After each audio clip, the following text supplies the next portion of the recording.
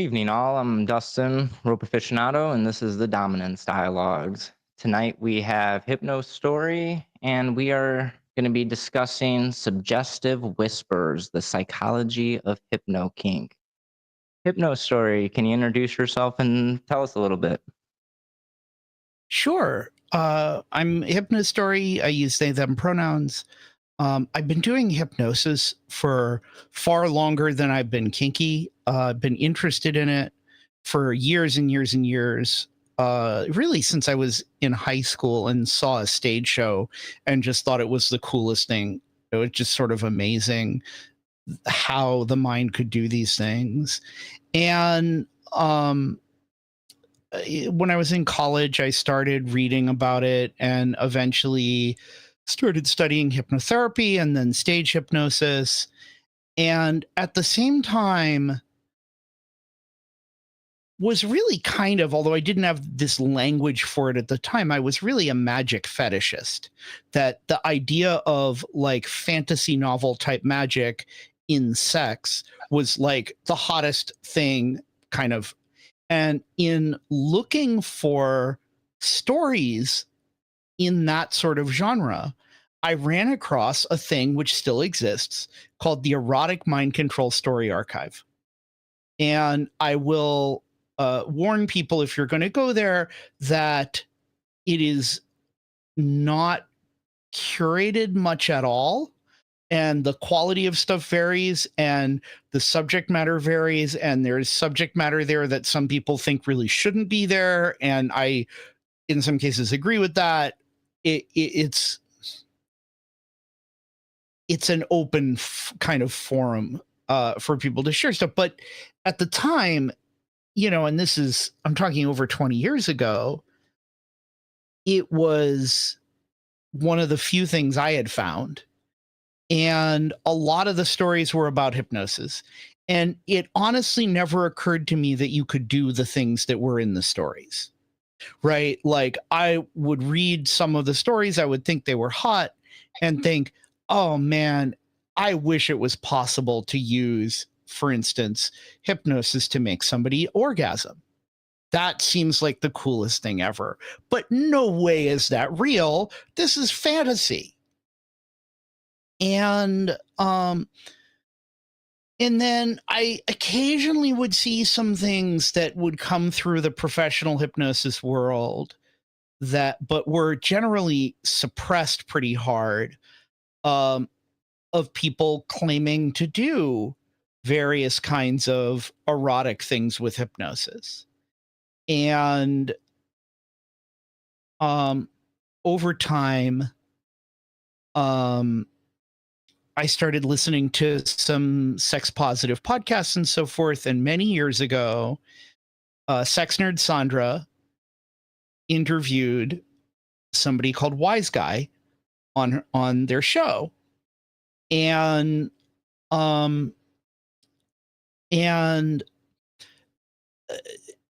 it kind of opened my eyes, because Wise Guy is the person who literally wrote the book on erotic and kinky hypnosis. It's called Mind Play. And now there's a second one, the Mind Play Study Guide, which is actually the more deep of the two books. It's much larger. And I had gone looking for material on real erotic hypnosis. And most of it made me feel like I needed to take a shower. The few things I found after looking at their promotional material, I was just like, I was so turned off by it, because it was stuff like speed seduction. Learn these techniques to get into, and it's always, in this case, it was always cis men talking about getting into cis women's heads, basically, often without them being aware of it, certainly without their consent, and getting them so hot for you or whatever that they would want to just jump into bed with you instantly. And I was just like, I didn't have a nuanced understanding of consent, but I didn't have to have a nuanced understanding of consent to think that that was awful. and problematic, and that I wanted nothing to do with it. It sounds more There was a manipulative than anything. it's incredibly, that stuff was incredibly manipulative and was intended to be manipulative. Um, and then there was another person who was purporting to teach erotic hypnosis. It was teaching erotic hypnosis, but his perspective in his advertising was basically all women are submissive. And if you use hypnosis to train them with pleasure to let out their submission, they'll be much happier. And Oh my. that also absolutely rubbed me the wrong way and was just like, I want nothing to do with this. And so when Sandra interviewed Wise Guy and I listened to him talk about it in what I now know is a pretty typical kinky framework of, we're going to negotiate things and we're going to set limits and we're going to talk about what we want to do together. And then we're going to play within what we've set up. And, you know, it was an ethical framework that was there. And I had never identified as kinky. I had a couple of friends in college who were openly kinky and who had told me a little bit about it. And I don't know whether, you know, we were all young, and I don't know whether their explanation left a lot out or whether I just was so out of my depth in learning about it that I didn't really hear what they were saying. But what the impression I got was that it was about the leather and the chains and the pain, and more than about the idea being playing with power. And that was a fundamental misunderstanding because I was not real interested in pain, either as a top or a bottom. And so I thought I wasn't into kink. And many, many years later, a dear friend who would later become a partner and still is a partner said to me one day when I was sitting in her living room, in their living room, and Z said, you know, I really think you're kinky. And I said, no, I know what kink is. And that's not, you know, I had these friends who told me about it, and I just don't think so. And he was like, no, I really think you're kinky. And Z is one of the most perceptive people I know and knew me really, really well. And that was enough to make me say, but I know you know me well, so you're seeing something. Can you suggest something I should read or something like that to learn more? And Z said, yes, I'm going to give you this book. It's the most gentle introduction I know of to kink. It's not really for you. It wasn't written for people in your position. It was written to help kinky people explain kink to people in their lives that are vanilla, but that they care about. And the book is called When Someone You Love Is Kinky by Janet Hardy and Dossie Easton, who wrote the topping book and the bottoming book and the ethical slut and a number of other fairly. Yeah. So I read that book and I hadn't gotten a third of the way through it when I was like, oh yeah, this is definitely me. And I read that, and then I bought all of the rest of their books and read all of them one after another. And at the same time, not very, or at about the same time that was happening, I had somehow gotten onto an email list of a hypnosis group that existed at the time in my local area and that no longer is around. but they were hosting Wise Guy for a class. And I think when I signed up for this email list, I must not have known that it was kinky hypnosis, because I can't imagine I would have signed up if I did. But, and I hadn't gotten any email from them for ages. Like, I have no idea how I got on this list, but I'm so glad I did, because I got this email. Hey, Wise Guy's coming to teach. And I went to the class and was really enjoyed the class, thought it was wonderful. It was not an introductory class. But I had read his book and I had done a lot of vanilla hypnosis. So, you know, I was relatively comfortable in some ways, although I was so scared to go to this kinky thing because I felt like I didn't belong there. And I connected with a couple of people from the local group who were really welcoming and I had lovely conversations with, and who then invited me to come to a munch that they had once a month. And I started going to the munch and I started hanging out with people and making connections in the community and found my people.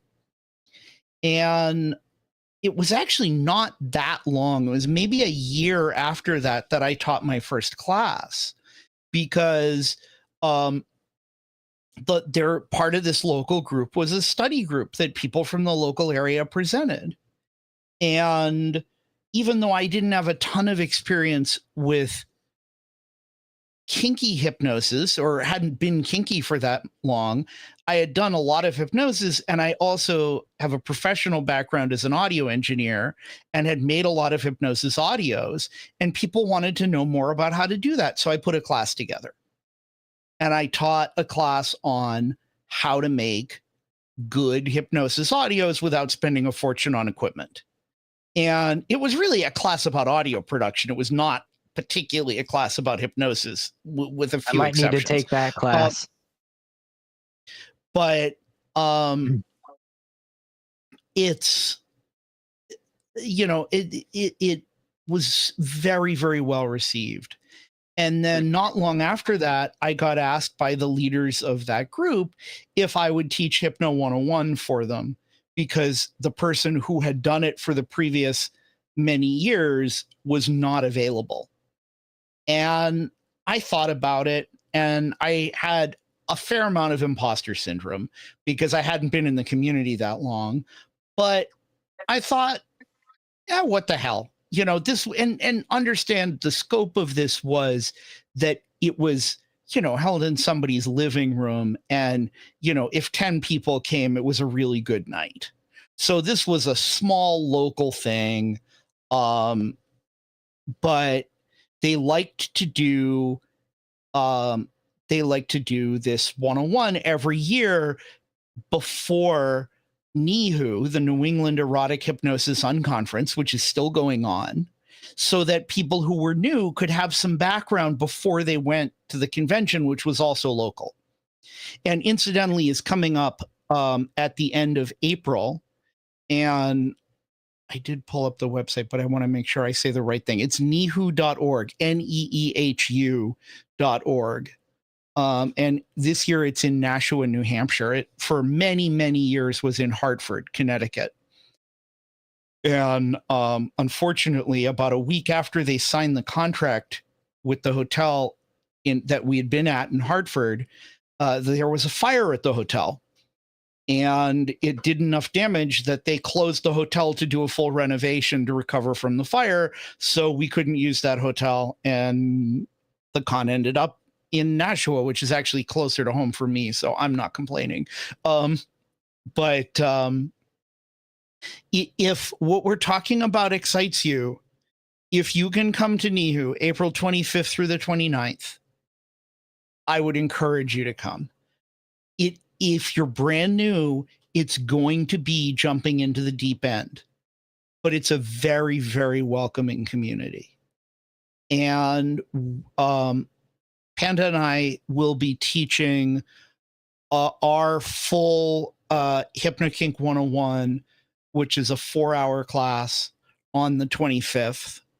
And there's a bunch of other introductory level programming for folks who are new.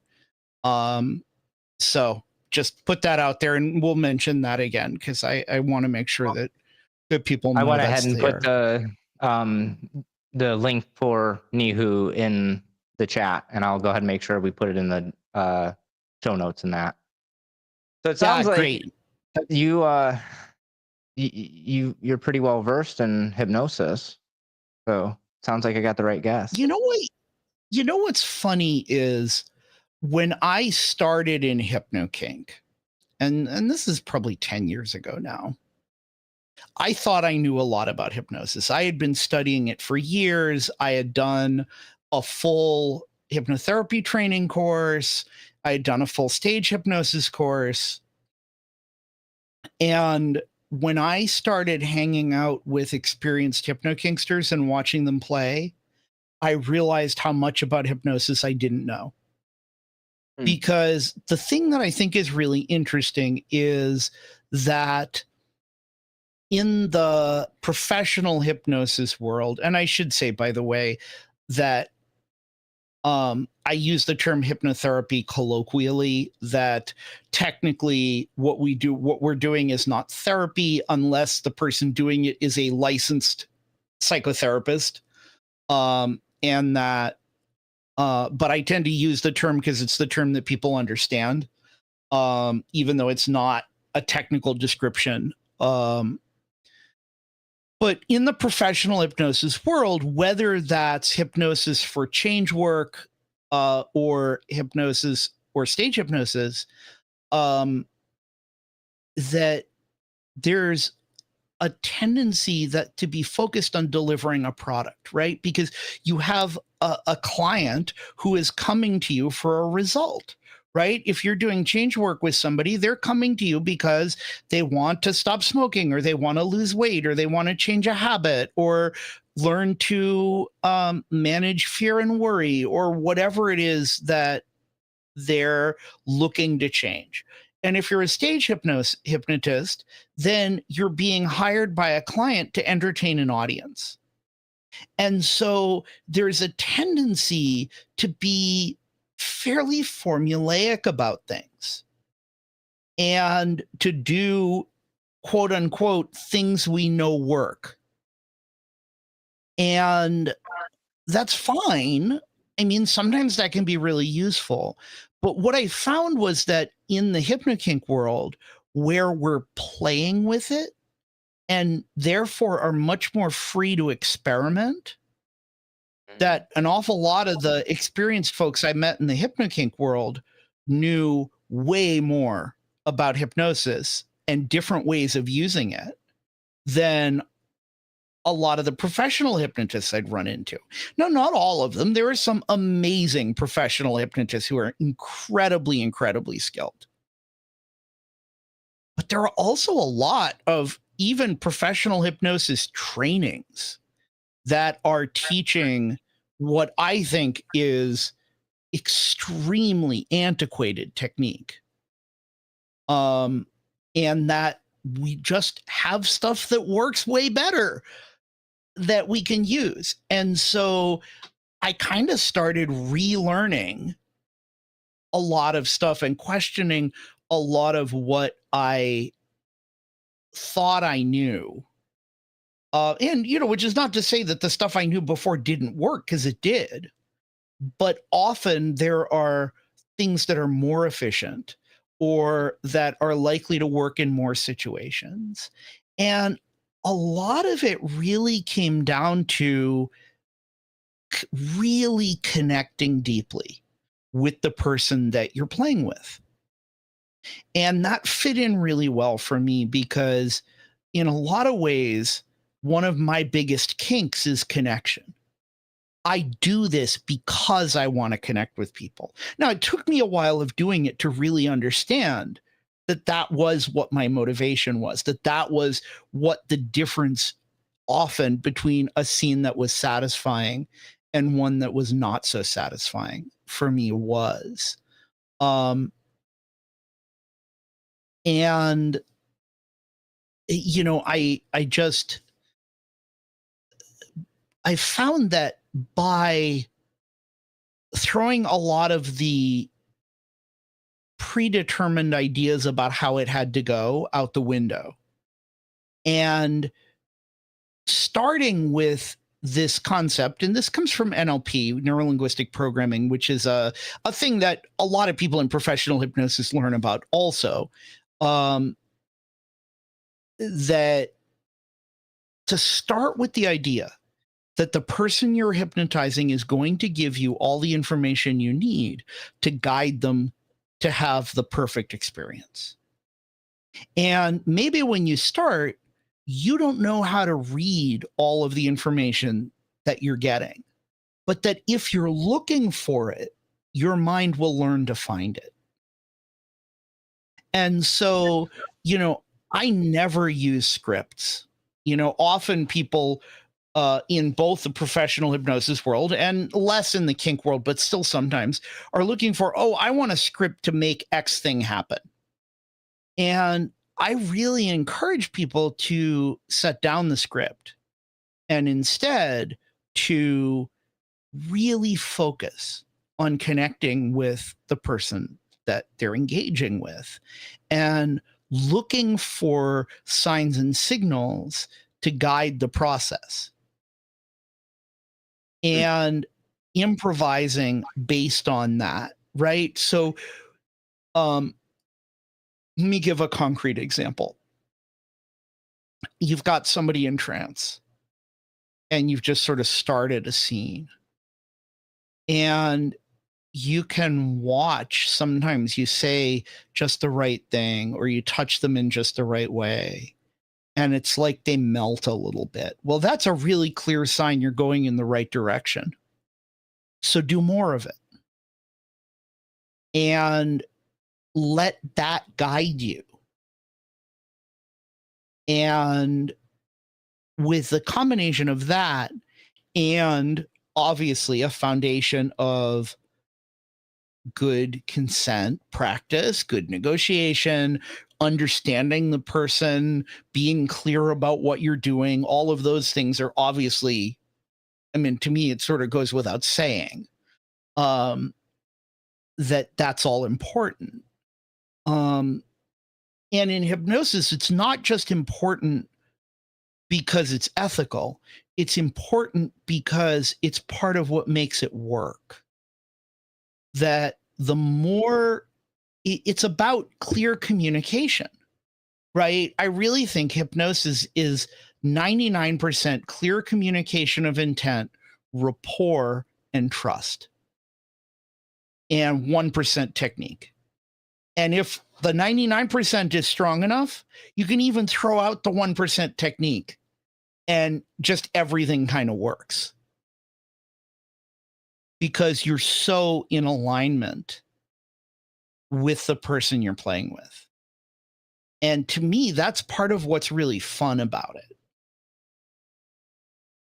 is getting to that place with somebody. Really interesting. Quite a few of your thoughts are just rattling around my brain. I'm frantically trying to keep up and take notes. But I think this is actually a point to like lead into our first question. And could you Sure. provide us an overview of what HypnoKink entails and how it intersects with psychology and BDSM culture? Which you've touched a little bit. But... Yeah. So the first thing, I'm going to be really upfront. I am not going to give a definition of hypnosis tonight. And the reason for that is the saying goes that if you lock 5 hypnotists in a room and tell them they can't come out until they agree on a definition of hypnosis, you're either going to end up with 5 definitions or 4 dead hypnotists. Because here's the thing. When I wrote my first 101, I wanted to start with a definition of hypnosis because it seemed like a logical thing to do.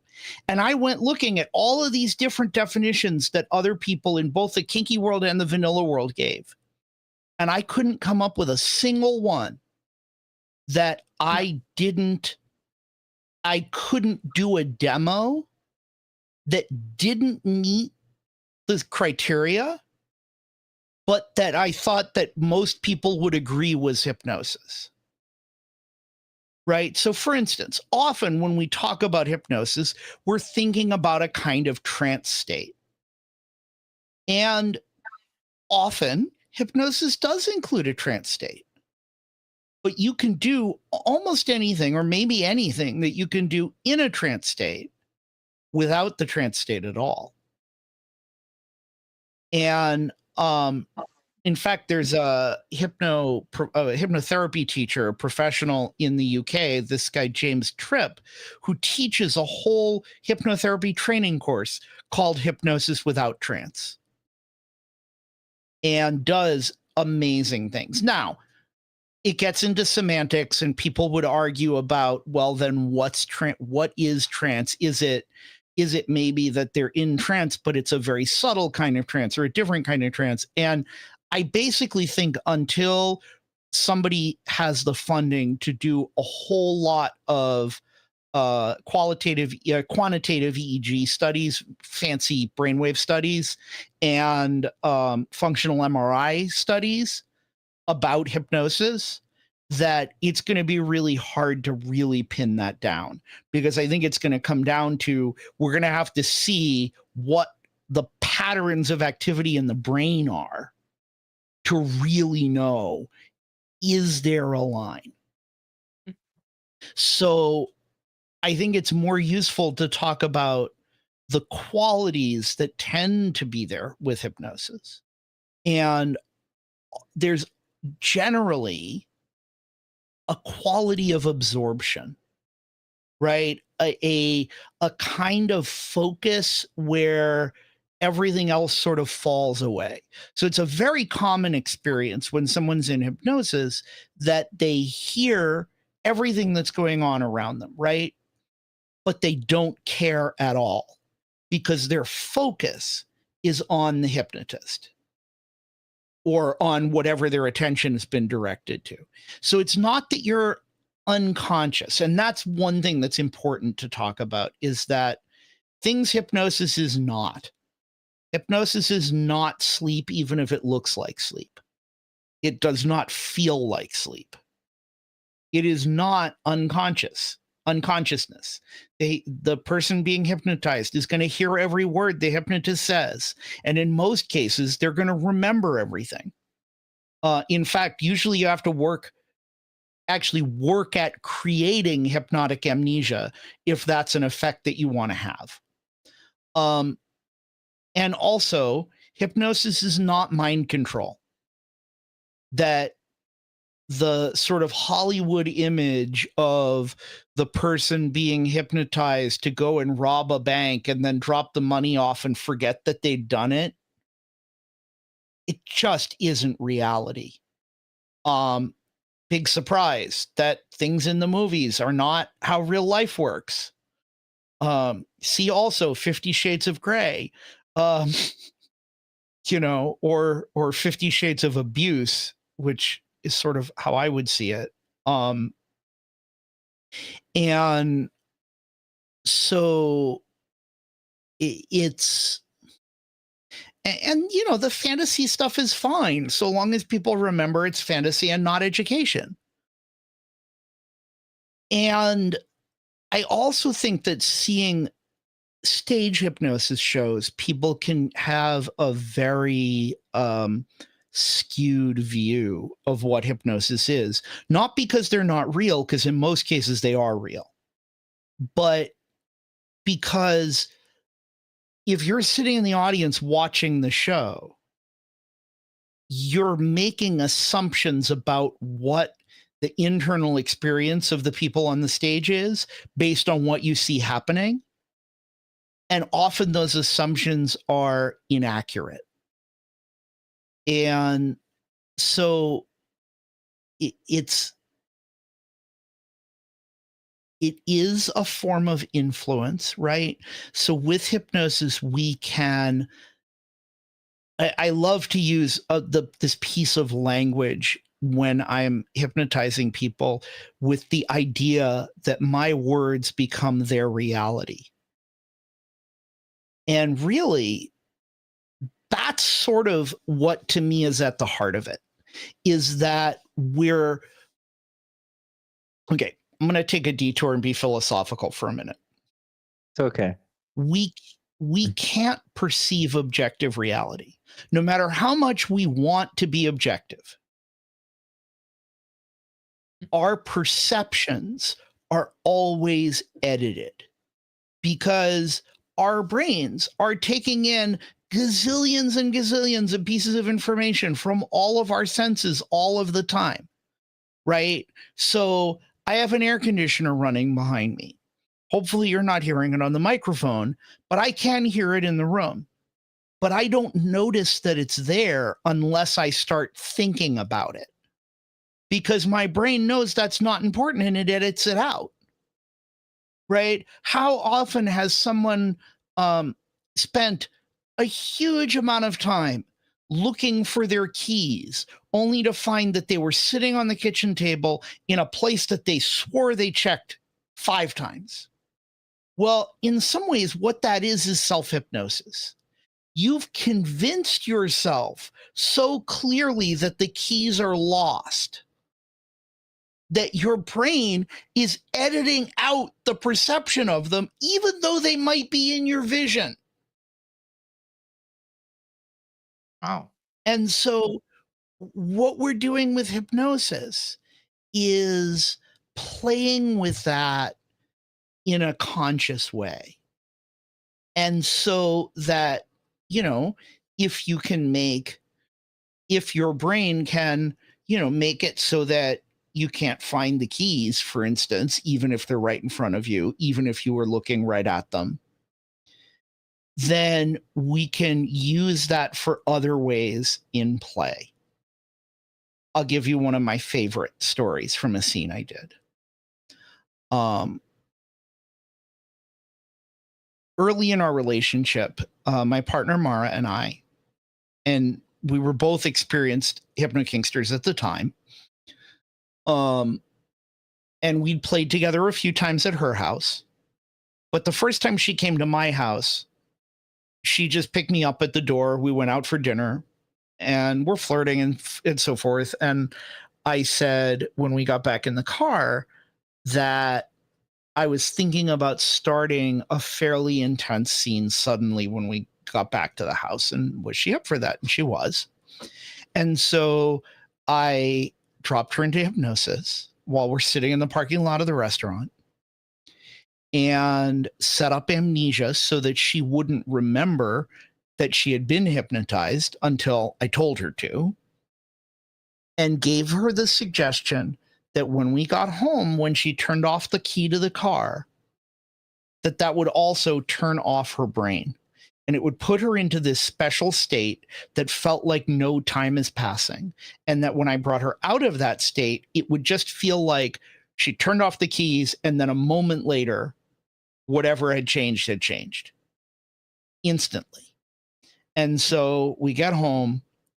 I bring her out of trance, obviously, before she's make sure she's good to drive.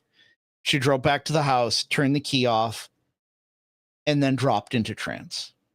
And I guided her into the house, brought her up to the bedroom, which she had never seen before because she had never been in the house, had her stripped naked, put her on the bed, spread eagle, and gave her suggestions that she'd be unable to move, like she was restrained with bondage, and then brought her out. So in her mind, it was almost like a jump cut in video, that it went straight from one moment she's in the car turning off the keys, and the next moment she's naked in a room she's never seen and can't move.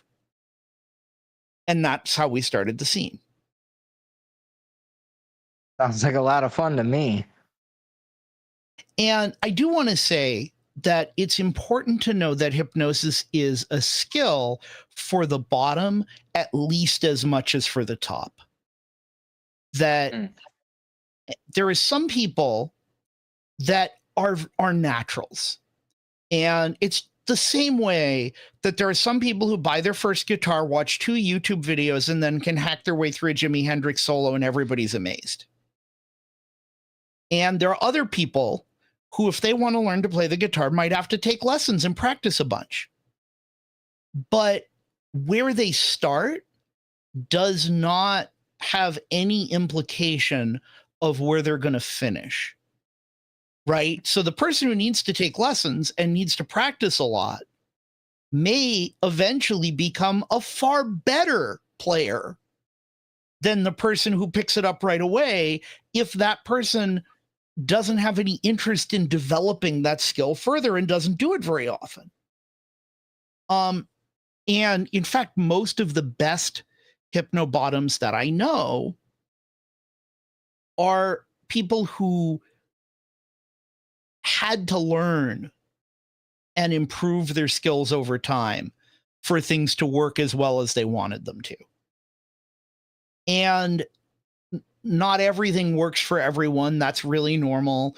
That some things are easy and natural for some people that aren't easy and natural for other people. For instance, there are some people whose brains do hypnotic amnesia really easily.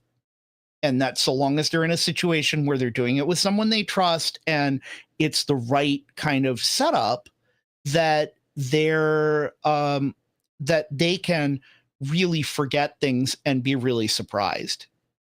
And that could work great. And there are other people that hypnotic amnesia, for me as a bottom, hypnotic amnesia hasn't worked yet. I really want it to because it's really fun. And it's something I'll keep working on, and eventually it will work. And that I know for myself as a bottom, I'm an even switch by disposition, but I end up topping a lot more than I bottom because there are kind of always more people who want to bottom than want to top. And so I like doing both. So I tend to top a lot.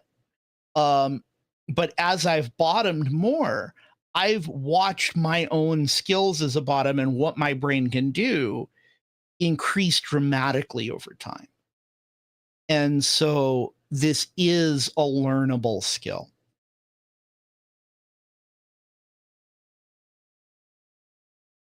I have so much to digest on this because, as I said off the air, I don't really have much of a understanding or a basis of hypnosis outside of mainstream media. Some couple years ago, I did attend one of your Zoom classes, and I believe that's how we became acquainted.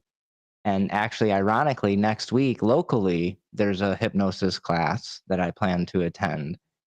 But the Oh, idea cool. of thinking that all of this is like you said, 99% of this is communication and 1% of it is technique.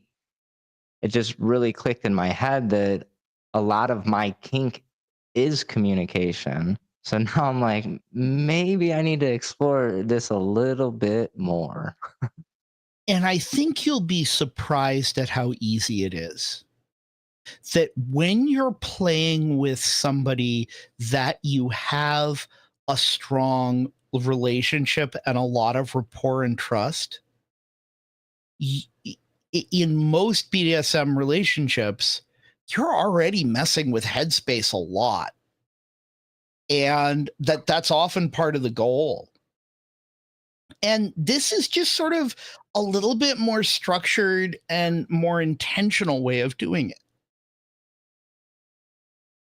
And it applies really well, right? So I know you do a little bit of rope, maybe more than a little bit.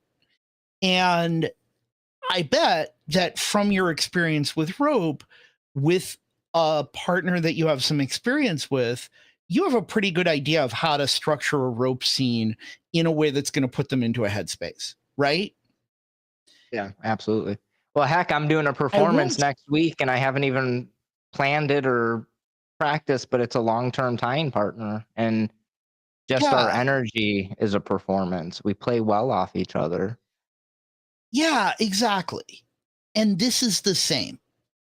And in fact, it's really easy to turn a tie into a hypnotic induction with intention to do that. And for people who get spacey, like Panda, my who is my oblate and nesting partner, that if I put rope on its body, like literally just like lay rope across it, it will start going into a headspace. And that was true before we did any hypnosis because it just really likes rope. And so it's really easy to use any kind of kink where you're playing with headspace stuff as a jumping off point for hypnosis. And I think you'll find as you learn hypnosis that there's a lot of crossover and a lot of things that you already know. And I had the experience going in the opposite direction. So I really didn't get rope. Like, I thought it was interesting and I thought sometimes it was beautiful, but I didn't really feel like it was kinky, at least when I did it. It felt more like human macrame. And I went to a class that was taught by Skyla and Rope Rider, where the whole class was all of the exercises they did. They never wanted us to do more than a single reverse tension in the whole exercise. And the exercise was about, without tying anything, with literally just putting the running ends of the rope through the center bite and playing with it like that, how much could you do? And what I realized was all of the things that I already knew about how to connect in a scene, I could do with rope like I would do in a scene without rope. And likewise, all of the things that you do to connect and control headspace and so forth with rope, you can do without rope in a hypnosis scene. And so I think that a lot of people who are experienced dominance find that it's not a terribly big step to go into hypnosis. And also, hypnosis technique is something you can go on about for days, and I'll continue the rope analogy, right? You put a bunch of experienced rope tops in a room, and they can talk about the technical details of ties and tension and frictions and so forth forever because it's fun to geek out about it.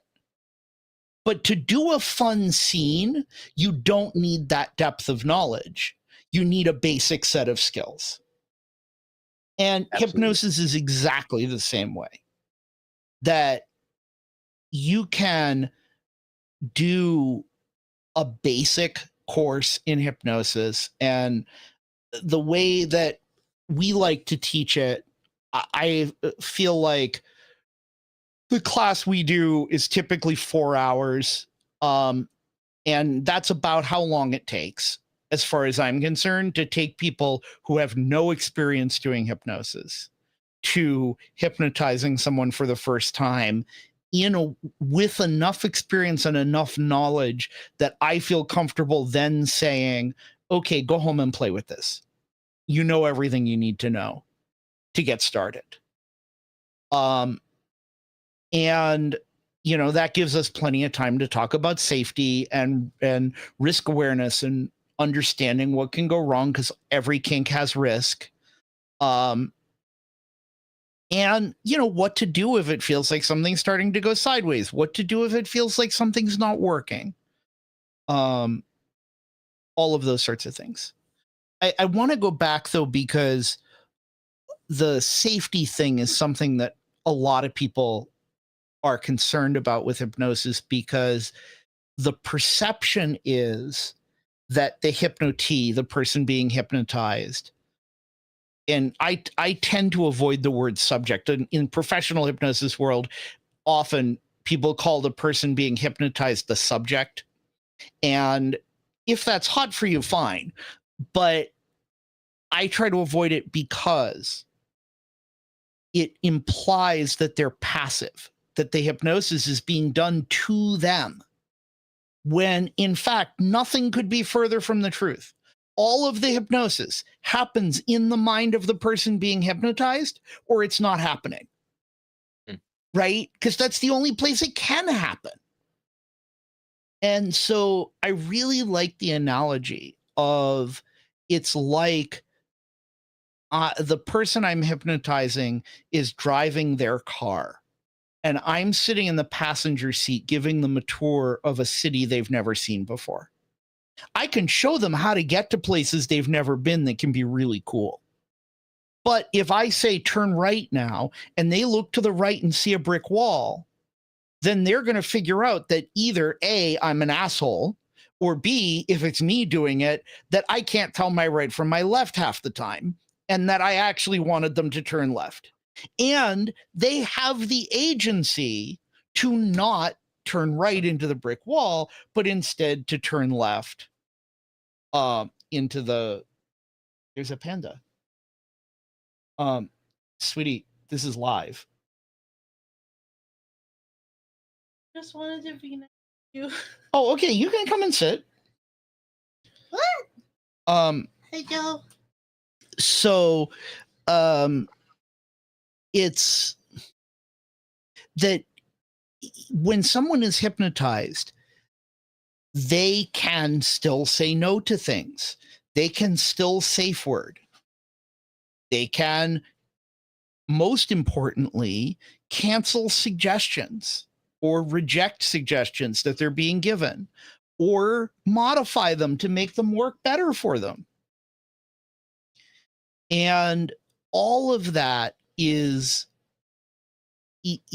also a skill set. And I think it's a skill set that's important to practice, because for some people it comes really easily, and for other people it takes a little more practice. But I want to make sure that anybody I'm playing with knows in their bones that if something goes sideways and they need to bring themselves out of trance, or they need to cancel a suggestion, that they already know what it feels like to do that. So that then in that moment, it's really easy. It's not like trying to figure out, okay, what do I do now?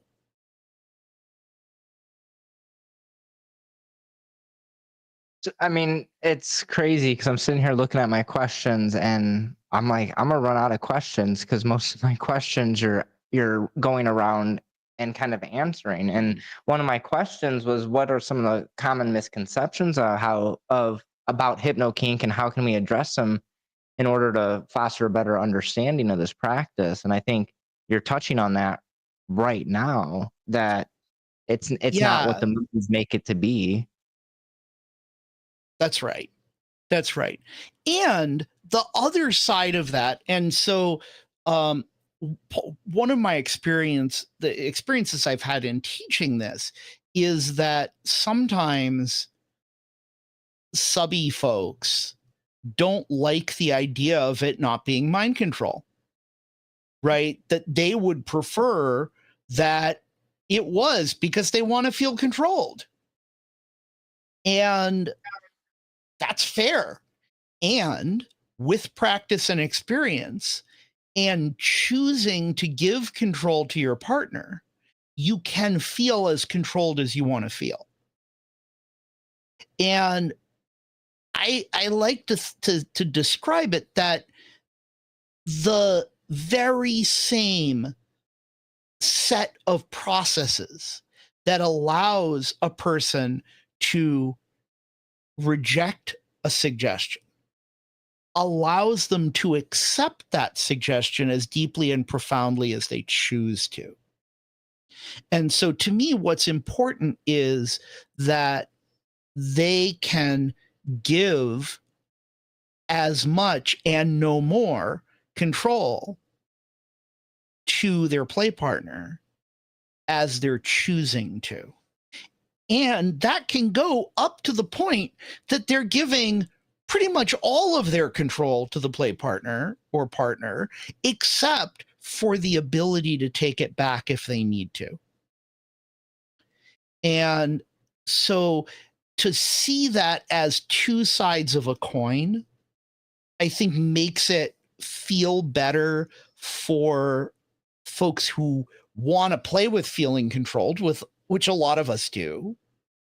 And that, and also makes it feel good to practice rejecting and modifying suggestions, because that also is the other side of the coin of accepting suggestions, right? Because for me as a top, I like to say I will only play with someone to the point that I trust that they will tell me to fuck off if that's what's appropriate. I like And that. otherwise, it's outside of my risk profile as a top. And in fact, I'm a very cautious top. I'll play hard with people who I have that level of trust and rapport with, but it takes a long time to get there. And so one of the things that I tend to do, and this is something I learned from my friend V that they developed because of some problems they had with bottoms, not safe wording when it was appropriate, etc., is I make people practice. I'll set up a game with somebody I'm playing with where we agree that the goal of the game is that I'm going to give them suggestions building them towards some specific goal. And their job is to cancel the suggestions and bring themselves out of trance before I can get them there. If you're playing with somebody who likes orgasm denial, that's a really fun thing to do it with. That I start giving them suggestions, getting them super turned on, building towards a hypnotic orgasm, and they have to cancel the suggestion and bring themselves out of trance before I can make them come. And then I'll reward them after we play that game for a while with a bunch of pleasure, if that is, in fact, a reward for that person, because I want them to feel really good about it. But finding ways to make it fun is a really, really useful thing in developing this agency. And what that means is that it becomes muscle memory, right? And so if they ever are in a situation where something's gone sideways or somebody's being shitty, that they have the tools to get themselves out. And, and with people I'm playing with in terms of myself, I trust myself to not be shitty because that's not my goal. But I don't trust myself to not make a mistake. And I certainly don't trust myself to know perfectly how someone is going to respond to anything I try. Because there's no way for me to know that. And there's always a chance of things going sideways. And I want to make sure that the people I'm playing with have the tools to communicate that. And in general, we're going to be able to deal with it before it becomes more than slightly uncomfortable. Because they can just say, oh, that's not going to work. Or, in a lot of cases, it'll be a safe word, a yellow. And then we can talk about it for a minute.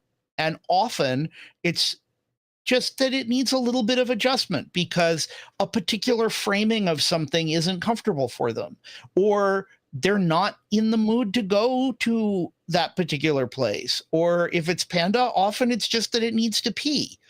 But why not, unless the whole point of the scene is making the bottom uncomfortable in a certain way, why not make it easy for them to be as comfortable as possible, except in the very specific ways you want to make them uncomfortable, so that they can sink as deeply into the experience as possible? It's like for me as a top, like the fact that you presented that so much that this is a very shared experience, that makes me more willing to learn more and potentially dive into hypnosis. I mean, I don't want to like speak out of turn, but it's like, you see the stuff in TV and you kind of know it's not real, but like at the same time, you don't want to like do something either unethical or permanent. And there's a quote by a good friend of mine. Right. He says, "Don't make permanent marks in don't make permanent marks in temporary situations." And like, I think to some level, TV and media sensationalizes a lot of what hypnosis really just isn't. That's right. That's right. And it's also a very natural state, right? So we go into states that are very much like hypnosis all the time, right? That half asleep or half awake state when you can wake up without an alarm, or you're not like completely exhausted, but you're just sort of feeling really floaty as you're getting ready to go to sleep laying in bed. That's adjacent, very adjacent to hypnosis. The experience a lot of people have had of being so involved in a book or a movie that they forget that they're reading a book or watching a movie, and that for a little while all that exists is the story. That's a very adjacent kind of state. You know, we talk about highway hypnosis, the experience of, you know, you drive the same route back and forth to work every day, and you pull out of the parking lot at the office, and the next thing you know, you're pulling into your driveway and you have no memory of what happened in between. That's a very adjacent thing. And to what extent that is hypnosis depends on how we define hypnosis, which I've already said I'm not going to try to do. And that I think to really know, we'd be doing EEG and fMRI studies, which would be awesome if somebody wants to fund that, but it hasn't been done yet. A little bit of it has, but not very much.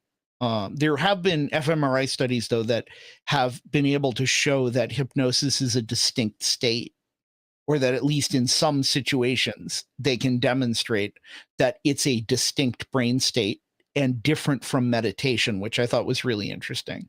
Although I haven't been able to actually track down the study to read the whole thing and know what kind of hypnosis and what kind of meditation. Because I bet that guided meditation would look very similar in the brain to hypnosis, because a lot of it really is hypnosis, whereas like Zen practice would be very different. So I don't know all the data off the top of my head, but I'll have to put you in touch with Neuromancer if you're not familiar with them. Oh no, They I were know pre- them. I know I was them. just, I was say They're they did wonderful. some research on rope specific and showed some of the data on what happens to our brain when we're in subspace specific to rope. So I don't know if maybe they Yeah, would be able to. they were actually the guest of honor at Nihu last year, Oh, okay. and taught Wow. some Okay. classes. Unfortunately, they weren't able to be there in person for personal reasons, that they Mhm. had to be at home and could only teach remotely. So I had really wanted to hang out with them and talk about this stuff, and we never got the chance to do that. But one of these days. Wonderful human. I've known him for 6 or 8 years now. Actually, probably one of the most interesting rope classes I've ever attended. Um, he spoke on the neuroscience behind a TK and how suggestive each of the movements, the intentional movements, and how it promoted, subspace or, like a trance-like state. Absolutely. Yep. Yep. And this all ties in, right? That really we're all kind of doing a lot of the same stuff. And occasionally, I've had people tell me, who are experienced BDSM players, oh, I could never do hypnosis. That's the edgiest thing out there. I won't let anybody play with my brain. They can do whatever they want to my body. And the snarky answer I want to give but never do is, oh, so you've never been in subspace? You don't want to feel anything emotionally while you're doing a scene, because all of that is happening in the brain. And the fact that we're in hypnosis working with it a little more intentionally doesn't mean that the other ways of doing it aren't really, really powerful.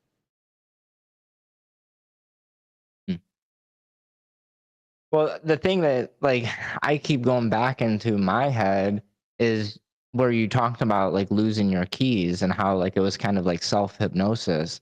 And it was Yeah. like you knew me or something because I can't count how many times that has happened to me. And the nail you hit for me specifically was in my brain, I already clicked that I lost my keys. Surely I lost them. They're just gone. And it's probably because they're not in my right front pocket. Because if they're not in my right front pocket, then they're gone. Like they're in an abyss or something, you know? And it's really interesting to think I'm about the that. same way. I'm the same way. And that sometimes one of the best things you can do is whatever you can do to shift your own headspace about it, right? Like if you don't have to be panicked about finding your keys right then, to do something to distract yourself and to really be involved in something else so that your mind isn't on your keys being lost. You know, and it's why sometimes the best thing you can do if you lose something is to just start cleaning the house, right? And really focus on cleaning the house and not looking for the keys. And in the process of doing that, you will almost certainly find the keys, probably in someplace really obvious. Yeah. And that's funny that you say that because that's something that I've learned that whenever I lose something and like I've accepted that it's lost, the only way I ever find it is if I walk away from it. I can look for another 3 hours and I won't find it.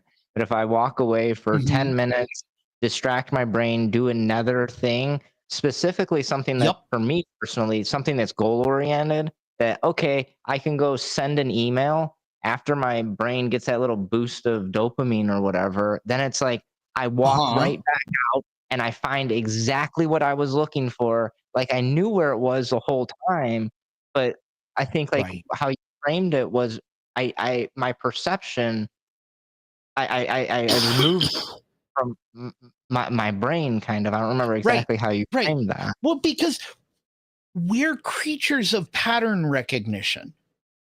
And if the instructions that we have sort of unconsciously given ourselves is the keys are lost, the keys are lost, the keys are lost, it will find all of the evidence that the keys are lost, right? This is the power behind positive thinking, right? That when people say, oh, it's really important to have a positive attitude. And I do want to say that I think feeling whatever your feelings are is important. And I don't think that people should be falsely positive. And that's usually not helpful. But if you start looking for what what good happened today, right? If all you're thinking about is all the bad things, your brain says, oh, they want all of the bad things. Let's come up with all of the bad things in the world. Excuse me. And but if instead you can focus on, wow, that was a hard day, but I wonder how many good things happened. And just be kind of curious, like, did anything good happen? Did you maybe see something that made you smile or find something funny or whatever? And now your brain can start focusing on all of looking for all the positive things. And so, a lot of that kind of stuff can happen through the sort of more specific processes of hypnosis where um, I can take my play partner's perception and put it where I want it. And that might be on how submissive they're feeling, or that might be on feeling bound, even though there's no rope or other restraints. You know, or wherever else I want to put it, you know, and obviously this can go in as kinky or spicy directions as, you know, you would like and have negotiated. But we can also extend that into, because our experience of reality exists in our brain as a model, right? Like, we are not able to perceive all of the stuff that's in the room, right? But there's a model in our brain that says where it is. Well, we can use hypnosis to mess with that model for a little while. And we can use it to make it feel like things are not there that are, or things that are there that aren't.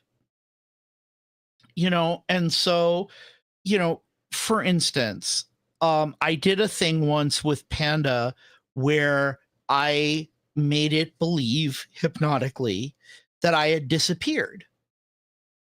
And, you know, this is where safeties and limits on things become really important, because the first thing it did was call our partner, our third nesting partner, Yoshi, and to see if he knew where I was.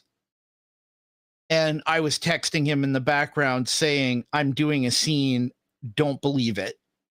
And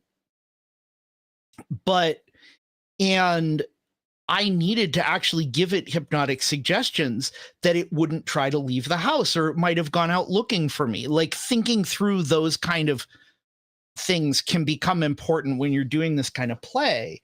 But what I did was, eventually it went to take a shower. And then, with not knowing that I'm there, thinking I'd gone someplace, I got into the shower and grabbed it. And it was very, very surprised. Now, Panda loves surprise and loves fair play. And, you know, so that's what we were setting up in this situation. But it's that kind of thing is possible, that basically its brain was able to temporarily delete its awareness that I was there.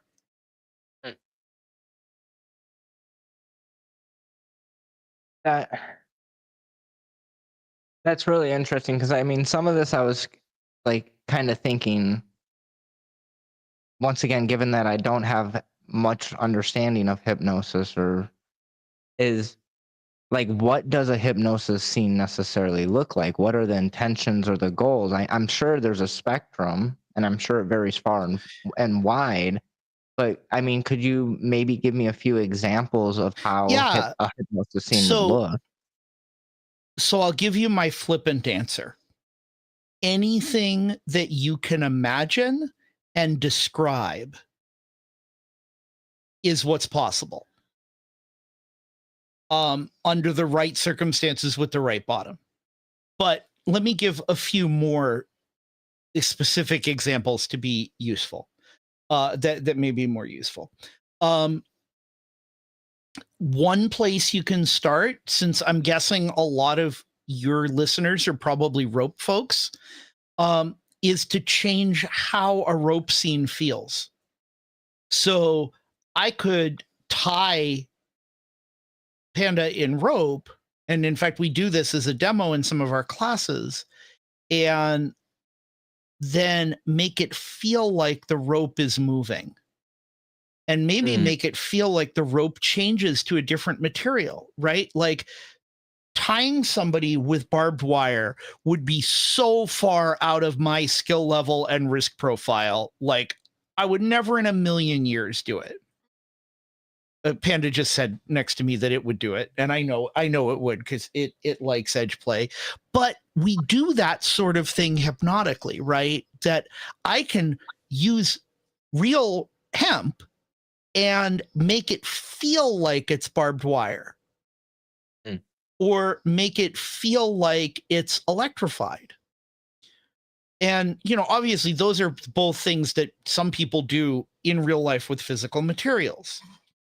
The things that are harder to do in real life that you can do with hypnosis is turn them into sentient vines that are growing across the person and binding them and maybe stimulating them in interesting ways, either plain painful or pleasure, depending on, or both. Or make it feel like the rope that it's tied in is actually a snake that's constricting it. You can do transformations. I did a scene with somebody that wanted to play with the idea of what would it feel like to be a phoenix going through death and rebirth and in fire. But we decided that in how we were going to play, that the heat was going to be sexual. So it was going to be fire, but it was going to also feel like sexual heat. And so we did this thing, and the whole thing happened in their head that, you know, they had this experience of flying and then of bursting into flames, but flames of arousal, and then becoming nothing but flames, and then in a giant orgasm being essentially reborn. So, you know, that's sort of, those are sort of on the bigger end of things. You can also, before we go further though, I want to go back. Sure. I actually have a question. I'm like, I don't know if you see the wheel spinning in my head, but there's a lot of them spinning right now. And yeah, so, you may need a fire extinguisher. There does seem to be smoke coming out of your ears, but you know. So a quote that I love is, pain is something only measurable by the person perceiving it. And as you talked about the metaphor or the scene of, you know, using rope to bind somebody, but then to make them think that it's barbed wire. So in my head, like, rope it can be painful, right? But most rope isn't necessarily painful unless it's intended to be painful.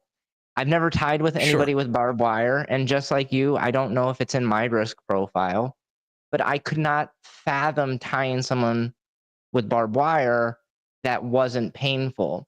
So then I started thinking about it, like, how much is the pain that we feel is simply in our mind, and how much is it the physical sensation? So I guess, like, what I'm trying to sit here and wrap my head around is the bottom in that rope scene, their physical sensation that they're getting is jute or hemp or whatever type of rope you're using. But the physical or the perception of pain that they're receiving inside of their mind under hypnotic suggestion would be barbed wire. And to me, that there's a gap there. So I guess, like, you said you're a switch, so does that mean that you've been hypnotized as well? Oh, sure. Is there a situation in your own personal experience where maybe you can help me wrap my head around this? Like, So yeah. So let me reframe this. In a way, the only place we feel anything is in the brain.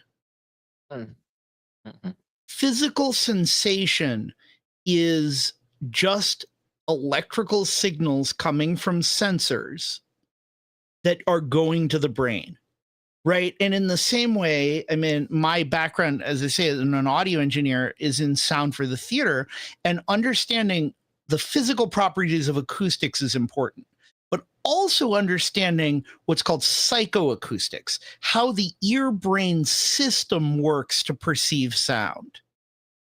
And so that's the thing, is that yes, we feel with our skin, but we also feel with our brain. Our brain is where the determination of it is happening. And it's something that a lot of people who bottom for impact, for instance, have experienced, that how turned on they are makes an enormous difference Like, let's say we had a machine that could hit somebody with precisely the same strike every time.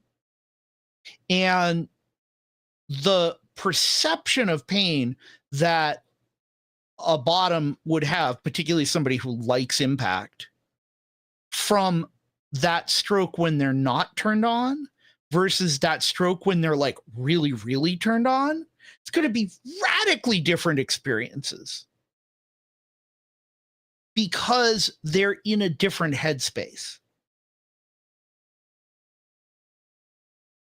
So I would argue that really it's kind of all happening in the brain, and therefore you can mess with it.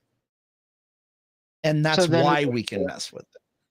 So then is it safe to say, like, is it, I mean, I'm so naive or ignorant, whatever term you want to attach to this. Is like, in that scenario, like you said, the feeling of barbed wire is just so much different than the feeling of jute. Like, as someone that would be in that bottom of the situation, like, does it really feel like barbed wire, or do you just more have a perception, like when you look down, you imagine barbed wire, but you don't necessarily feel the sensation of barbed wire? All of the above, depending on the bottom and the situation. So if I was bottoming for that scene, I don't typically have hallucinations in any sense with hypnosis. That if somebody gave me that suggestion, I would respond as if I was being hurt, as if I was feeling barbed wire.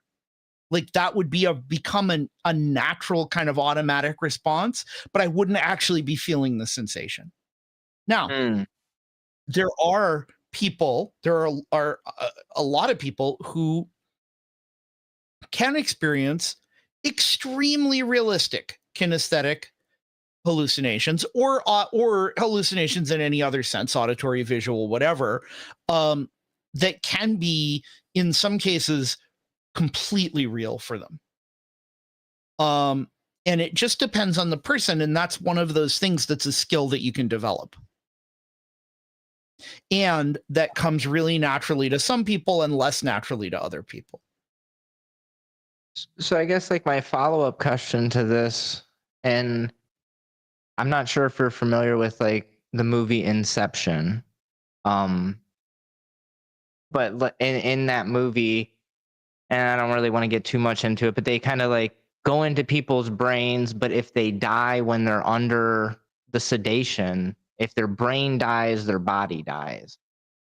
And so I guess, like, I'm almost wondering if, like, some of the people that are really receptive to hypnosis and they do feel that physical sensation, is it possible, or I guess maybe this is just speculative, or maybe you do know, but, like, for instance, if, like, you hypnotized me and made me think that I smashed my thumb with a hammer, and I really, really believed it, is it possible that I could actually come back out of trance or out of hypnosis and maybe still feel physical pain that lasts possibly for days or longer, or potentially even has a physical representation such as a bruise?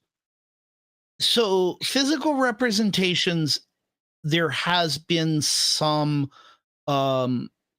demonstration of that. It's not something most of us are super comfortable playing with or have that much interest in playing with, but I do know that there have been demonstrations where people who experienced a very vivid hypnotic hallucination of being burned actually blistered. Wow. It's unusual. It's not something that most people's brains are going to just do, but under the right circumstances, yes, that sort of thing can happen. Bruising, probably not, because bruising comes from a physical process of capillaries being broken and blood coming into the area. So because that's something that would be happening because of the physical trauma, I think it's much less likely. I will tell you, though, the thing that I have done many times with hypnosis is a lot of bottoms really like being bruised and they like poking at their bruises. And so I have given people hypnotic bruises that when they poke at it, it feels like they're poking a real bruise, even though there was never a bruise there. Interesting. That can be really fun. And that's something that works for a lot of people, relatively speaking.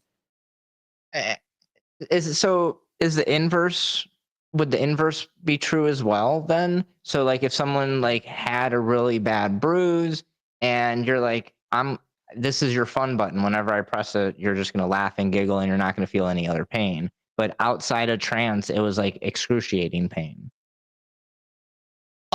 Yeah, it depends. Hypnotic pain control is a thing that's very much something that should only be attempted by people who have a lot of training in both the medical and the hypnosis, because pain is there for a reason, right? We feel pain to keep us from breaking ourselves further.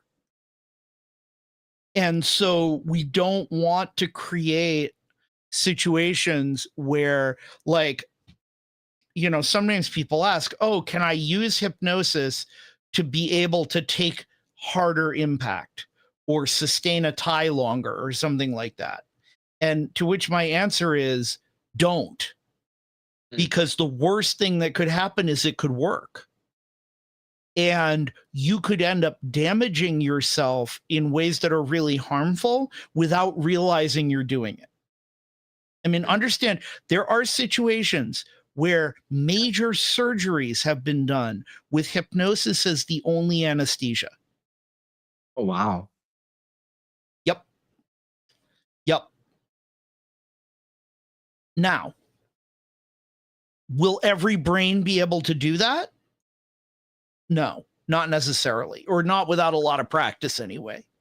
And if you're being operated on with hypnosis as anesthesia, you have an extremely high level of desire for it to work well. Because typically in the modern world, that would only be done because it was sort of the only choice, that, you know, the person's body was physically incompatible with anesthesia for some reason or something like that.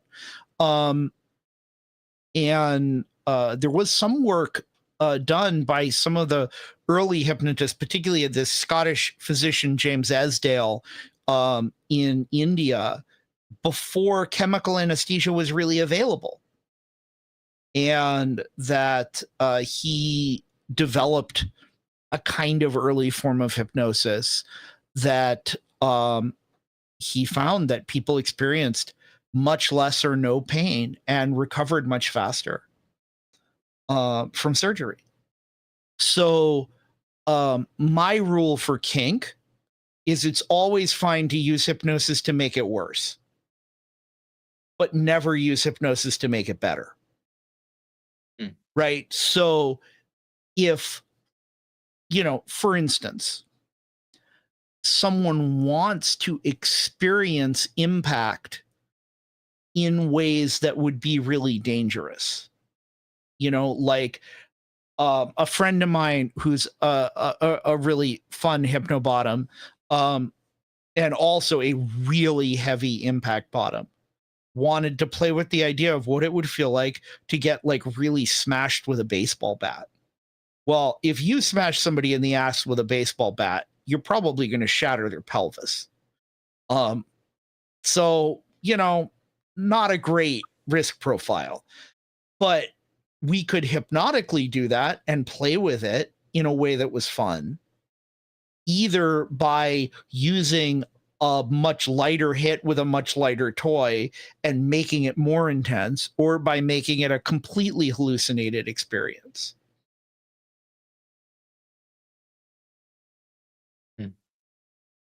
I think that's like a really important thing for me to digest here is, you know, my note that I just took was, you know, in hypnosis, make it worse, not better. Right. And I'll digest it and dissect it more later. But that's really interesting to think about. Like, the yeah, I still gotta kind of digest a little bit, but I think that is a really good hard and fast rule, especially for anyone new to the. Yeah. Yeah. And likewise, just because people do powerful change work with hypnosis doesn't mean that that's part of what most of us would think is a good idea to do in a kinky context, right? That if you want to do hypnosis for change work, go to someone who is qualified and trained and experienced in doing that kind of work, you know, in the same way that, you know, if your appendix needs to come out, you're probably not going to ask your dominant to do it no matter how much of a sadist they are. Yeah. You know, like it's just not a good idea. Go to somebody who's an expert in that. And you know, and I do know there are some people who cross some lines with that, and I'm fine with that if it's done in a risk aware way. That, you know, if the person doing the hypnosis has the training and experience, and they're in a long-term, let's say MS style relationship, that personal growth is a big part of the MS, that work that they've agreed to do together, and they want to use some hypnotic techniques, and the person has enough experience, and both the hypnotist and the person being hypnotized have talked about the risks of doing that in the context of an intimate relationship, and they decide that that's within their risk profile, then that's certainly a thing that people do. But that's a pretty big list of caveats to when I think it's a reasonable thing to do, but everyone has their own risk profile. And that this is all, to me, kink is all about rack, right? It's all about risk awareness, and being open and talking openly about risk and how we mitigate it, and what kind of risks we're comfortable with and what kind of risks we're not comfortable with, and so forth. Well, and that kind of is a good point. Like, I know that I didn't really want to touch on like 101 stuff, but at the same time, like in my head, hypnosis really isn't a 101 type of thing. Um, I don't think So like let that's me interrupt you there. Let me interrupt you there because I think it can be. I think it's really. all about how you do it. There are plenty of people that come to the kink community from hypnosis because that's the thing that was their entry point. That was the thing that was hot that made them find it. And I think it's like anything else, right? I've also heard people say all rope is edge play. And Yeah. I think it depends a whole lot on what you're doing with the rope, right? Is there rope that's, I would say, way beyond what would be edge play to me, far into my limits? Of course there is. Is there rope that is really pretty low risk in most situations? Absolutely. It all depends on what you're doing with it. Hypnosis is exactly the same. You know, that for a lot of people, there's a lot of stuff you can do with hypnosis that can be really fun, that with a little bit of solid education is really, in my opinion, quite low risk. Everyone has to do their own risk assessment. Well, I think that's my question is like with rope, and I talk about it often, I see less injuries in rope suspension than I see in bedroom bondage. And part of my speculation here is suspension, the risk is very inherent, right? It's very easy to see. With bedroom bondage, it's not quite as easy to see. And now in my head with hypnosis, it's impossible to see because it's all, well, a big portion of it is mind play. Right. Right. But I would say the same thing is true with rope, that you learn what to look for, right? That if somebody who doesn't know anything about rope and doesn't know how to tell if that single column is too tight or if it's placed right over a nerve, you know, that they don't have the skill to evaluate what the risk level of it is, right? Like, and so I think hypnosis is somewhat similar in that. That, but what I will say is, if the bottom has good agency, and that's something that's practiced, and there's good communication and trust and rapport, then you're doing an awful lot to mitigate the risk. Because if something starts to go sideways, they can cancel the suggestion and it's gone instantly, even faster than you could cut rope off of someone's body. So I got a question And though. that, sure. You've brought up a few times that, you know, the hypno T, if I'm not mistaken, they Yep. need to Yep. have agency.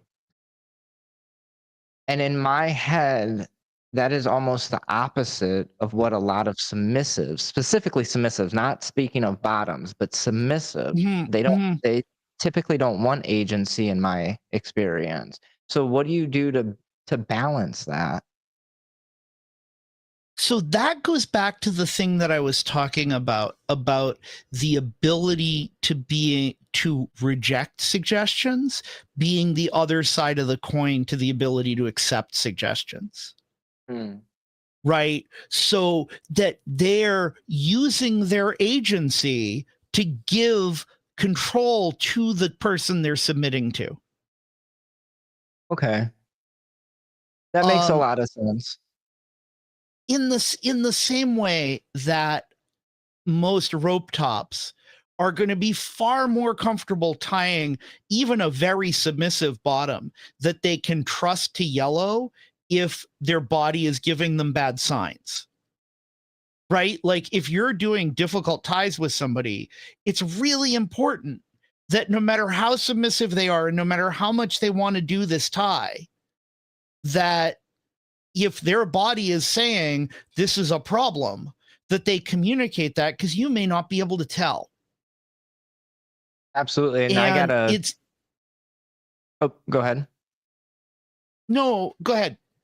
I was just gonna say something that's really big for me. And maybe it's kind of funny as I'm sitting here thinking about some of this conversation and just thinking about how I play. I don't think I'm too far off. I think you're very right that an experienced player, they've already done some things parallel to hypnosis and just maybe didn't have the terms associated with it. And a big thing for me with rope is this is a shared experience, and so is safety. And your safety is our responsibility. And I'm very adamant on no pun intended, beating that into bottoms that this is a shared experience. I can do everything I can. I know nerve pathways, I know hand checks, I know this, but at the end of the day, Sure. I don't know what you feel. I never will. And I think that like Right. there's It's exactly the you're same. connecting that dot, how to some level I've done very similar practices, and not just in rope. Like I have a almost decent blog post, probably halfway decent blog post about, it's called Safety. It's a shared experience. And this is something that I've been very adamant over the last few years, that no matter what we do, whether it's hypnosis, it's rope, it's impact, that we came into this experience together. We share that risk together, and we also share that safety. And I think it's really important Absolutely. as we move forward that I think we need to build this into most of our play, if not all of our play. I'm going to just go ahead and say it. I think Absolutely. too much responsibility for safety goes on the top, and it's an unachievable goal. Well, and to me, we all need to be at a comfortable level of risk and safety in the play we're doing. And I don't feel safe enough as a top if I'm playing with a bottom who I don't trust to give me good feedback and to let me know if something's going wrong. Right?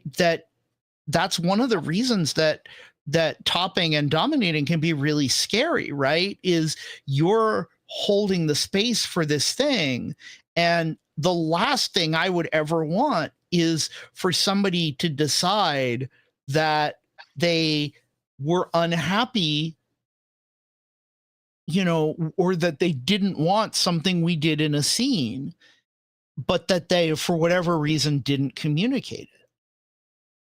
And that I would feel terrible, and that's not a place I want to go. And so I do the best I can in vetting play partners to make sure that they have the skills and to do that kind of communication. And part of it is that game I was talking about that we do with hypnosis to develop it, practicing using agency and all of that kind of stuff. But part of it is also, particularly with somebody who is submissive, that to order them to tell you,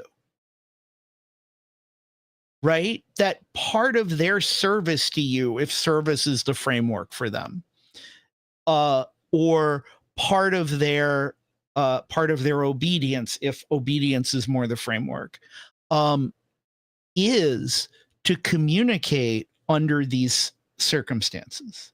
And one of the things I tell people I play with is that I don't want them white knuckling through anything we do without talking about it. And I make it really clear that just because they tell me they're white knuckling through something doesn't mean we have to stop, right? It means we're going to pause and check in and then decide if we're going to continue, right? Do I want to be pushing them into that kind of situation? Do they want to be pushed into that kind of situation? If we both say yes, then maybe we're going to keep doing it. But what I don't want is for somebody to be white knuckling through something because they're trying so hard to do what I'm asking for, even though their internal experience is screaming no.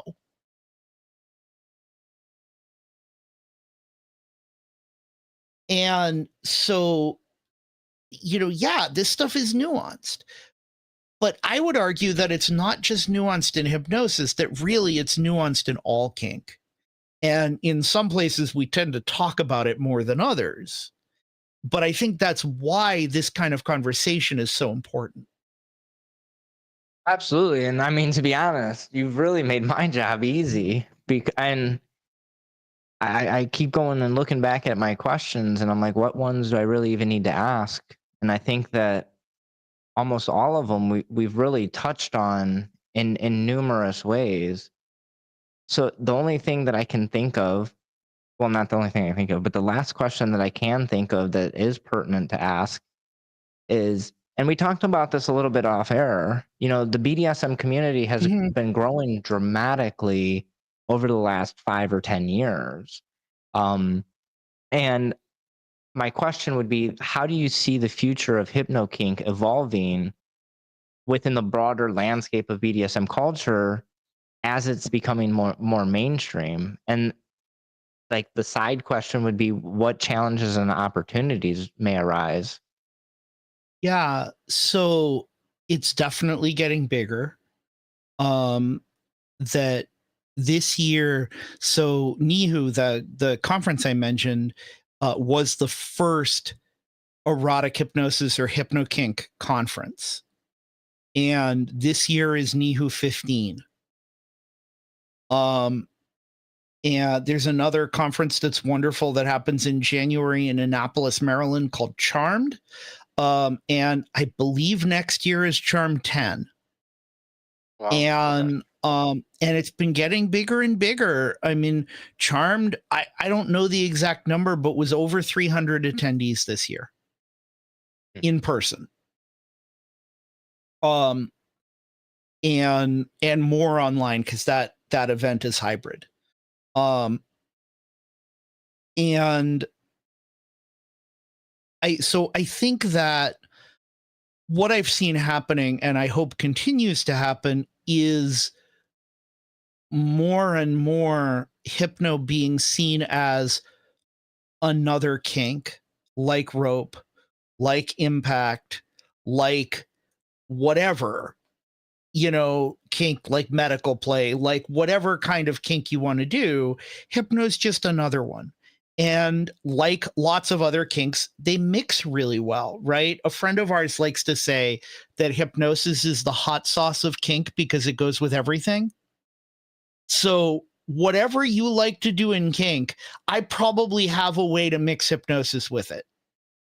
That would be fun. And so I would like to see what's been happening is more and more acceptance of hypnosis by the broader kink community, and more acceptance of kink in general, and sort of physical, more traditional dungeon-based kink by people who have previously only done hypnosis. That I think that's really, really a good thing.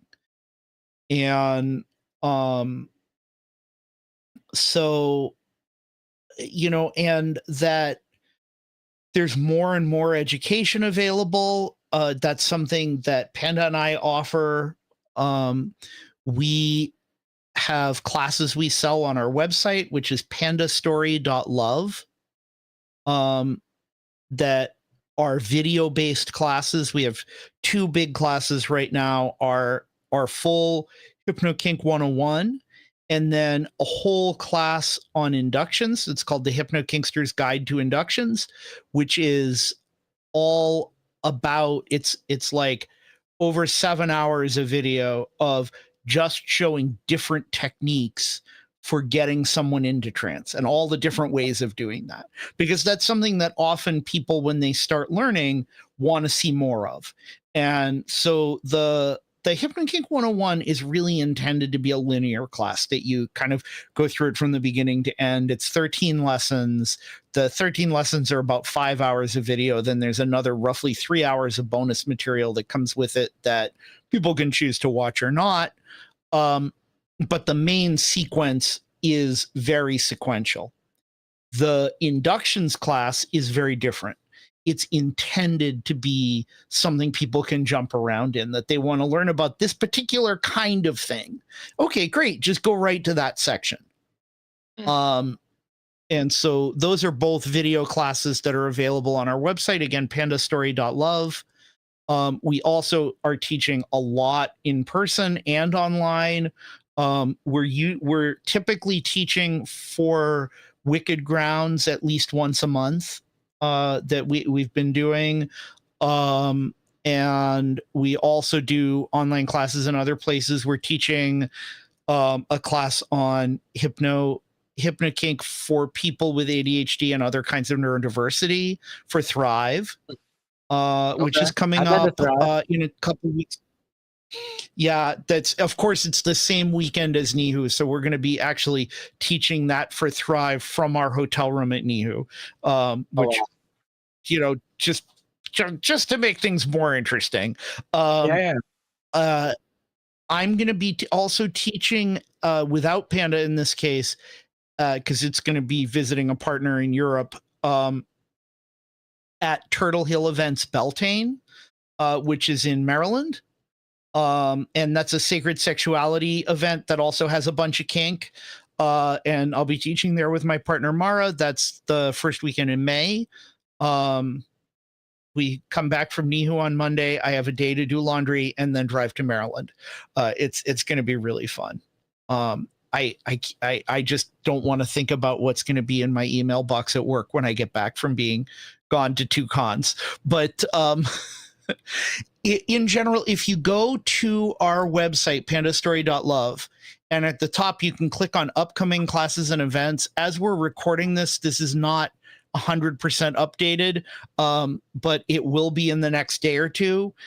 with the rest of what we know about now. Panda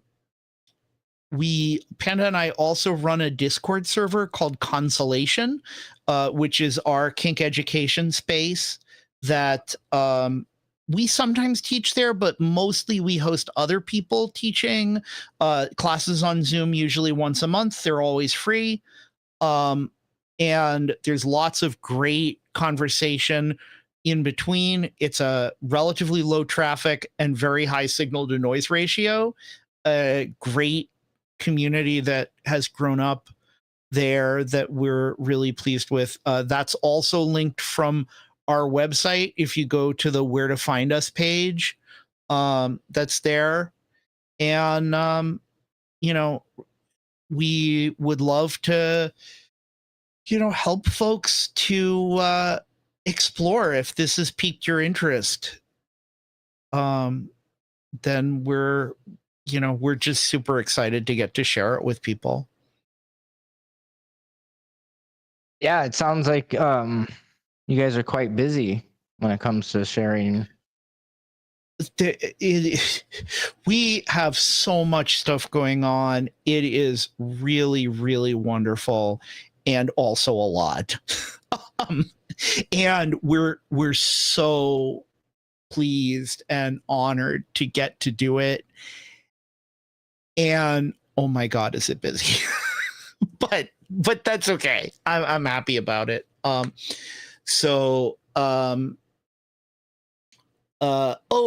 This isn't completely announced yet, but it's definitely happening. If you are in New England, June 1st, we're going to be teaching an all-day intensive version of our HypnoKink 101 at Box Tie Studio in Portland, Maine.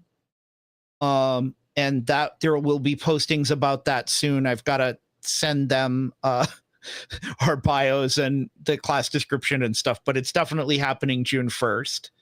And that's 8 hours of teaching plus a meal break. And it's my favorite way. We haven't done it in a long time. And it's really my favorite way to introduce people because it gives us the luxury of time that when we do the 4-hour 101, we do one practice exercise, we teach one induction technique.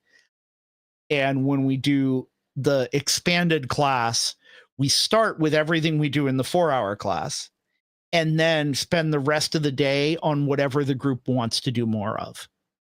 And so we get to do a bunch more practice and a bunch more technique and sort of dive into whatever folks want to learn.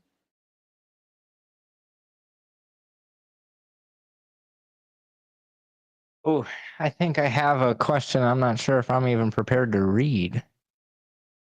On the topic of consensual Skinnerian conditioning, operant condition is in relation to hypno, incorporating it into dynamics and play and scenes. Would just enjoy to hear your thoughts and experiences on it if there is any time.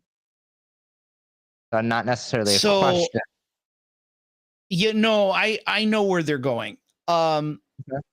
That so there's two kinds of conditioning that psychology talks about that are generally referred to as operant conditioning and classical conditioning.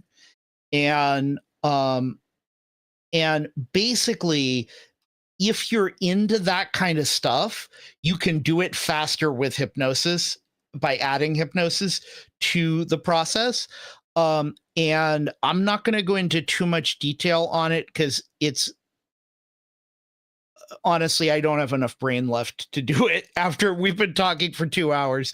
But if you look for Sleeping Girl, she has the brainwashing book, which funny you is mentioned wonderful. that. One of the guests just mentioned that, actually.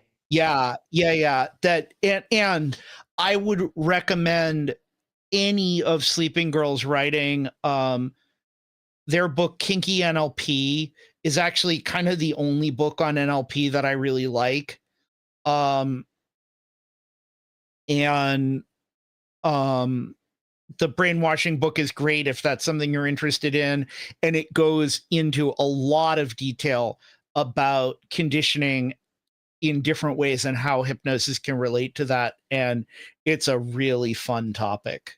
But it's also kind of a big topic, and it's something to be to really be sure you understand the risks, and think through the risk profile of how to play with anything like that that's likely to create changes that are intended to be ongoing or permanent. And I guess we can sort of finish with one more story that fairly early in our sort of MS style relationship, Panda asked me to make some kind of permanent change, that they wanted that experience. And we thought about it, what was safe enough, what felt like a reasonable risk to play with. And the way I analyzed it is, okay, what happens if it doesn't work? What are the likely outcomes? What happens if it works perfectly and it lasts forever? What happens if our relationship breaks up, and because it breaks up because we break up in a bad way emotionally, that the change reverts? And I needed to feel like all of those situations were okay to proceed with it. And so what we decided to play with was adding foods to things Panda likes. So I used hypnosis and to make Panda, who previously had hated mushrooms, to like mushrooms. And so again, my risk analysis, if it works perfectly and it likes mushrooms for the rest of its life, okay, there's another food that's available. Great. If it doesn't work at all and it continues to hate mushrooms, no worse than it was before. If it likes mushrooms and then our relationship explodes and it goes back to hating mushrooms, still really not a problem. And so that felt to us, within the context of our dynamic, as something that has a reasonable risk profile to play with.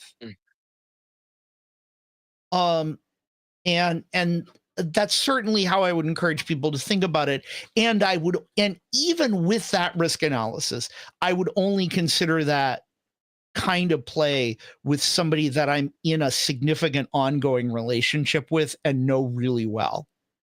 That's my personal approach, and it's my recommendation.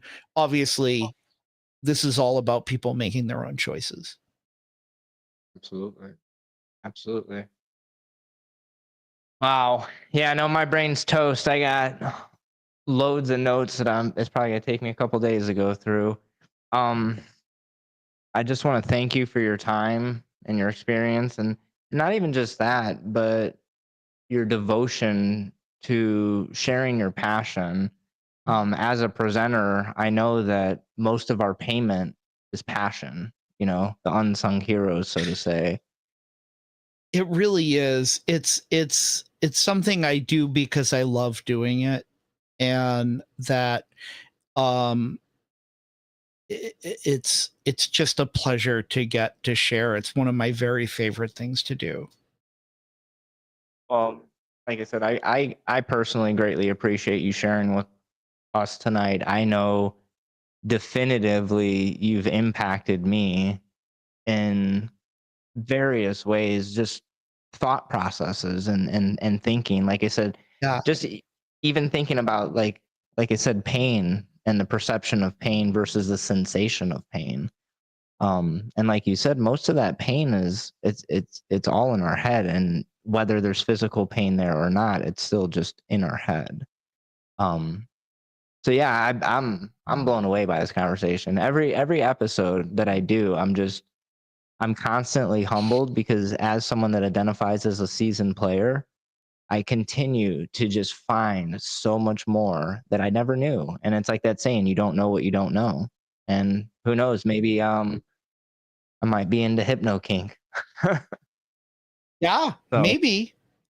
And by the way, I wanted to mention on the subject of pain, if you want to go into more depth on learning about that, there's a wonderful, wonderful book called Hurts So Good: The Science and Culture of Pain on Purpose by Lee Cowart, Cowart. I And suppose it's one more book won't hurt. it's a fabulous, fabulous book, easy read, beautifully written, and really interesting and thought-provoking. And talking, she interviews and explores ballet and people who like incredibly hot peppers and like ultra marathoners and all of these kind of people, and like why they do what they do, and also the science behind it. Yeah, I think I've ordered 4 books now since we've been on this conversation. So, yep. Well, Yeah, that tends to happen. yeah, well, I'm a bibliophile. I like books. And but Yeah. nonetheless, and I think you gave me some good suggestions. Good. And I'll say I'm HypnoStory on FetLife. If folks have questions, you're welcome to message me there. But the best thing is to join our Discord server, Consolation, because if you ask questions there, there's a whole bunch of people beyond Panda and I who have a wide range of experience. And that, folks range from brand new to kink or brand new to hypno to people with decades and decades of experience, and you'll get some really, really good thoughts. Awesome. Yeah, no, I mean, I posted pandastory.love inside of the chat. It's inside of show notes and the event details and so on and Great. so forth. So hopefully guys will reach out. I honestly, after this conversation and next week's class, it only seems like the logical thing is for me to dive a little bit deeper into HypnoKink. So Absolutely. But all right, well, we will go ahead and wrap this up. I will stop the recording and stream. If you want to hang out for a second, we'll say our goodbyes offline. Sure. But that's all we got for tonight, guys. I hope you enjoyed the conversation. Once again, I'm Dustin, rope aficionado. This is HypnoStory. If you want to say goodbye. Goodbye. Thank you for listening. If you've stuck with us after all this time, I really appreciate it. Yeah, we had a few people stuck the whole time.